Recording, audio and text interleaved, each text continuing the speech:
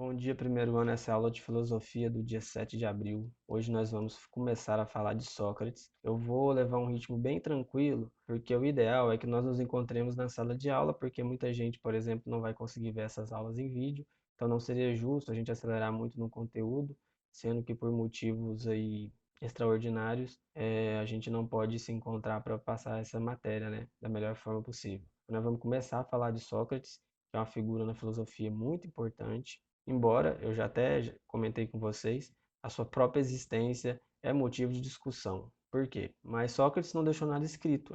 Tudo que a gente sabe sobre ele é através principalmente de Platão, Aristófanes e Xenofonte. Mas o que vale a pena a gente mencionar aqui é que Sócrates era de uma pessoa humilde, né?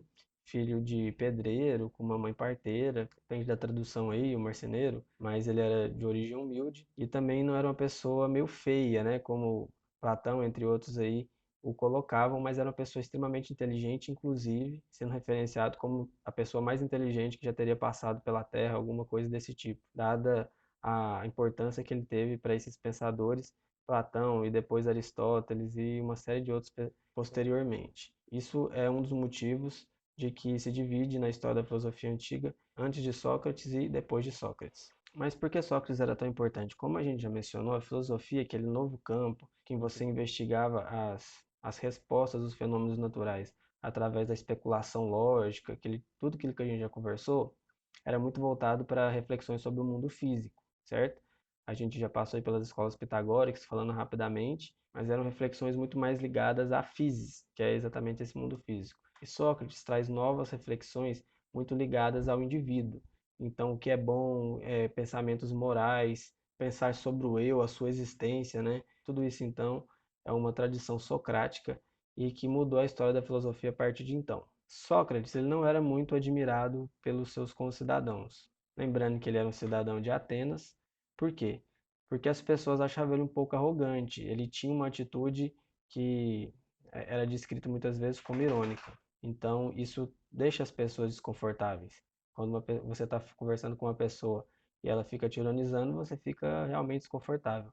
Por quê? Porque o objetivo do Sócrates, segundo seus discípulos, né, era justamente fazer com que a pessoa questionasse seus próprios postulados. É que a pessoa conseguisse identificar quais eram as suas contradições, as contradições dos seus argumentos. E o objetivo de Sócrates era, segundo seus discípulos, a busca da verdade. Ou seja, quando se defende uma ideia, essa ideia possui uma série de contradições e a partir de um método, ficou conhecido como método socrático, essas contradições podiam ser expostas e assim cada vez mais você chegava a conclusões melhores, mais próximas da realidade ou mais próximas da verdade. Eu já falei em sala de aula que o tema da verdade é um tema muito grande na filosofia, muito importante, e que se der tempo também esse ano a gente vai entrar nele de forma mais detida. A forma como o método socrático se dava ficou conhecido como maiêutica, que Sócrates pegava uma pessoa e fazia uma série de perguntas, fazendo ela criticar seus próprios postulados. Uma vez que essa pessoa começava a refletir sobre suas próprias contradições e questioná-las, ele fazia a pessoa começar a repensar se aquelas contradições eram mesmo contraditórias, e assim a pessoa entrava em parafuso, e esse era o papel dele. Esse modelo do método socrático, ele é muito utilizado nas faculdades de direito, sobretudo norte-americanas, passa muito em filme, que é aquela prática retórica que as pessoas usam em tribunais jurídicos, né? Em que a pessoa começa a deferir uma série de perguntas para tentar fazer com que a outra pessoa caia em contradição. Acontece, isso é muito importante, que existiam sofistas, que eu já falei com vocês, que eram espécies de professores que cobravam para ensinar a pessoa a arte da retórica, de falar, por exemplo, e participar da política. Isso era muito importante lá no período de Sócrates em Atenas, lá por volta do século V e IV a.C., porque o modelo que eles viviam de regime político era democracia direta, que a gente hoje chama de democracia direta, onde todas as pessoas decidiam sobre as suas próprias coisas, votavam. Então, o poder de falar, se comunicar bem, defender suas ideias era muito importante. E os sofistas, eles tinham esse papel de te ensinar a debater. Acontece que Sócrates, assim como seus discípulos, segundo seus próprios discípulos, acusavam os sofistas de serem enganadores. Então, eles vendiam mentiras, fazia com que você ganhasse um discurso independente se você estava falando a verdade ou não.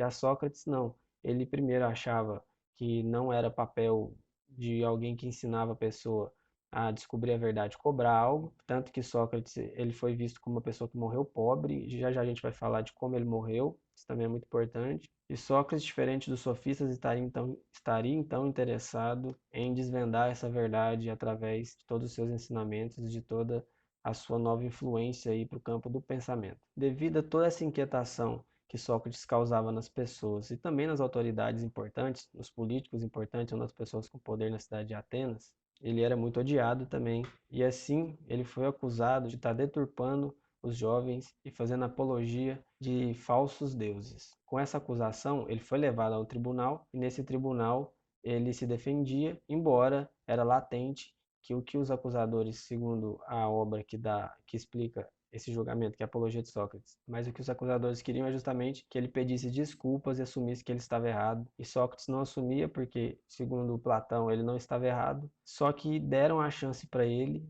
dele falar que não estava errado e fugir da sentença de morte que ele acabou sendo condenado. E por uma questão de, entre aspas, orgulho, por não abrir mão da sua verdade que ele estava defendendo, segundo ele não defendia falsos deuses nem nada, ele apenas estava estimulando as pessoas a pensarem, a descobrirem as suas próprias capacidades. Ele acaba tomando o veneno da cicuta, que foi a pena, né, que ele foi condenado. Então Sócrates morre. Tem uma pintura que ficou muito famosa lá do século XVIII, Jacques-Louis David, que é um francês, né, que mostra Sócrates e seus discípulos e seu entorno muito chateados porque ele não aceitou essa fuga, que ele poderia ter fugido da prisão e ter preservado sua vida em nome dessa honra do seu conhecimento e que ele não queria abrir mão. Então, pessoal, falei rapidamente sobre Sócrates, deixei alguns comunicados aí, deixei um exercício e deixei inclusive um livro em PDF que eu já mostrei em sala de aula. Como vocês não têm livro didático, vocês podem utilizar ele como uma referência básica, mas tem muitas coisas mais interessantes também e mais completas na internet para quem tem interesse em aprofundar. Mas ele é uma espécie de te ajuda a entender esse panorama mais geral da história da filosofia,